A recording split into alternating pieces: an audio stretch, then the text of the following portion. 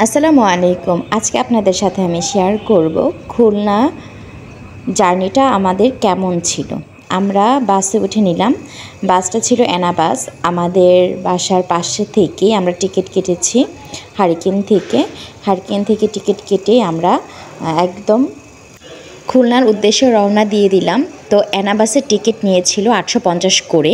তো রীতিমতো তাদের টিকিট ছিল 750, কিন্তু ঈদের জন্য তারা একটু বেশি নিয়েছিল, যার কারণে আমরা 6টা টিকিট কেটে নিলাম। তো আমরা যাচ্ছি আমার ফ্যামিলি পার্সনদের বাসে ওঠার পর প্রায় 3.5 ঘন্টা পরে আমরা পদ্মা সেতু চলে আসছি। 3 ঘন্টা থেকে 3.5 ঘন্টা লেগেছে। আর এনা বাস খুব স্পিডে চলে, এর জন্য আমার ভীষণ ভালো লেগেছে। পদ্মা ব্রিজের উপরে দেখতে আসছি। দিনের বেলা আমাদের টিকিট ছিল দুপুর 1টায় আমাদের বাসটা ছেড়েছে, তারপর একটা বাস স্ট্যান্ডে বাসটি থামিয়েছে। 10 টাকা দিয়ে একটা চা নিয়ে নিলাম। আলিফ, চা খাবি? কেন? একটা হোটেলে থামছে গাড়ি, ওরকম তেমন ভালো কোনো খাবার দেখলাম না, শুধু এই চাটাই পাইলাম। এটাই আমার জন্য এখন পারফেক্ট। গাড়িতে এই নিয়ে 2-3 বার ঘুমায় গেছি। মা, তুমি কি কিনছো দেখাও।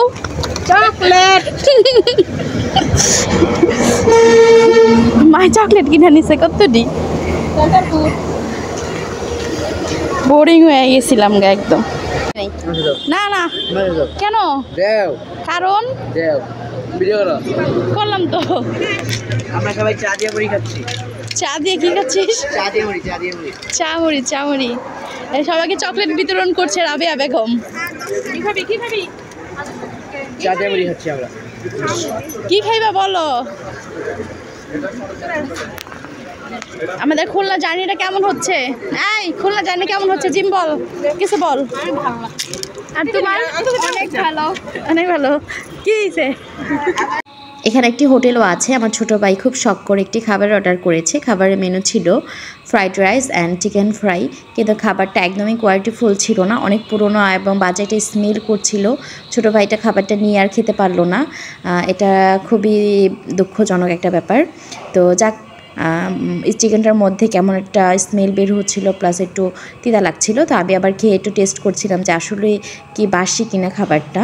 তো খাবারের প্রাইসটা ছিল অনলি 150 টাকা, কিন্তু মান অতটা ভালো ছিল না। তো এই আর কি, অর্ধেক রাস্তায় আমরা খুব ভালো একটা জার্নি করলাম। জার্নিটা বেশ মজার ছিল, আমাদের সবথেকে বেস্ট একটা জার্নি। সবাই একসাথে ফ্যামিলি মেম্বার্স এবং সবাই একসাথে কোথাও যাওয়ার মজাই আলাদা, সেটাই আজকে এই ভিডিওতে তুলে ধরলাম।